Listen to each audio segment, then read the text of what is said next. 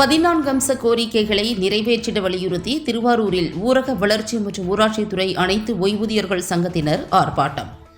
திருவாரூர் மாவட்ட ஆட்சியர் அலுவலகம் முன்பு தமிழ்நாடு ஊரக வளர்ச்சி மற்றும் ஊராட்சித்துறை அனைத்து ஓய்வூதியர்கள் சங்கத்தின் சார்பில் 14 அம்ச கோரிக்கைகளை நிறைவேற்றிட வலியுறுத்தி கோஷமிட்டு ஆர்ப்பாட்டம் நடத்தினர்.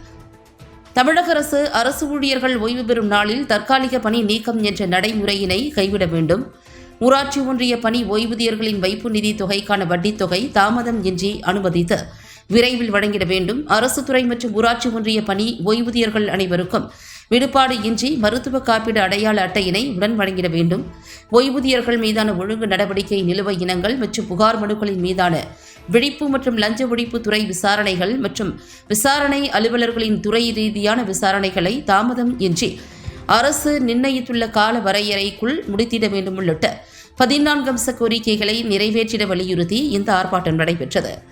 ஆர்ப்பாட்டத்தில் ஓய்வூதியர்கள் சங்க மாவட்ட தலைவர் தமிழ்ச்செல்வன் தலைமையில் மாநில செயலாளர் புஷ்பநாதன் முன்னிலையில் மாவட்ட துணைத் தலைவர் மூர்த்தி, மாவட்ட செயலாளர் ராஜேந்திரன், பொருளாளர் சந்திரசேகரன், ஊரக வளர்ச்சித்துறை மாவட்ட தலைவர் வசந்தன் உட்பட 150க்கும் மேற்பட்டோர் கலந்து கொண்டனர். தமிழ்நாடு ஊரக வளர்ச்சி மற்றும் ஊராட்சித்துறை அனைத்து ஓய்வூதியர்களின் சார்பாக 14 அம்ச கோரிக்கைகளை நிறைவேற்ற கோரி இன்று தமிழகம் முழுவதும் அனைத்து மாவட்ட ஆட்சித்தலைவர்கள் முன்பு இந்த கவனஈர்ப்பு ஆர்ப்பாட்டம் நடைபெற்றுக் கொண்டிருந்தது.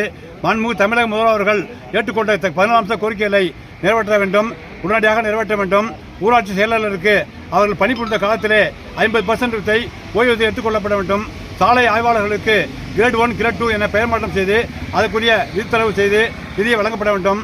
வட்டார வளர்ச்சி அலுவலர்களுக்கு ஜிஓ நம்பர் 4 படி வழங்க வேண்டிய நிலுவைத் தொகையினையும் அதேபோல அனைத்து ஊழியர்களுக்கும் நிலுவைத் தொகையினையும் அந்த வழங்கப்பட வேண்டும். மேலும் புதிய பென்ஷன் திட்டத்தை ரத்து செய்து பழைய பென்ஷன் திட்டத்தை அறிவிக்க வேண்டும் போன்ற 14 அம்ச கோரிக்கை வலியுறுத்தி இந்த ஆர்ப்பாட்டம் நடைபெற்று தமிழக மாண்புமிகு முதலமைச்சர் அவர்கள் உடனடியாக தேர்தலுக்கு முன்பு அறிவித்த கோரிக்கைகளை நிறைவேற்ற கோரி இந்த ஆர்ப்பாட்டம் நடைபெற்றுக் கொண்டிருக்கின்றது. எஸ். புஷ்பநாதன், மாநில செயலாளர்.